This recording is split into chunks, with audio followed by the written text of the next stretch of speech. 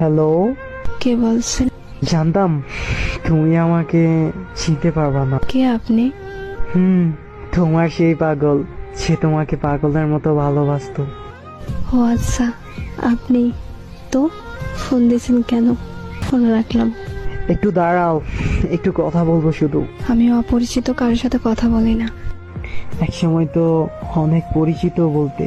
কালকে তোমার বিয়ে, তাই না? বিয়ের কথা জানেন, তাহলে এখন বলতেছেন? তোমার মুখ থেকে শুনতে চাই। ঠিকই শুনছেন, কাল আমার বিয়ে।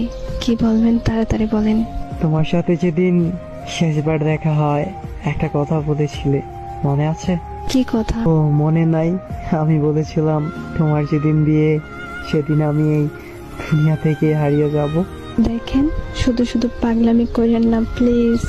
সত্যি আমার ওটা একেবারেই খারাপ। ভাবছিলাম আমার মুখে মৃত্যুর কথা শুনে তুমি বলবে তুমি কি ভাবছো, তুমি কি ভাবছো, তুমি মরে গেলে আমি বেঁচে থাকবো। হ্যাঁ, আর কি বলবো, তুমি তো আমার কোনোদিন ভালোই বাসোনি। একা হয়ে গেছি আমি, একেবারে একা। চুপ করেন, এমন করে কেন কথা বলতেছেন? সমস্যা নাই, একটু পর নিশ্চুপ হয়ে যাব।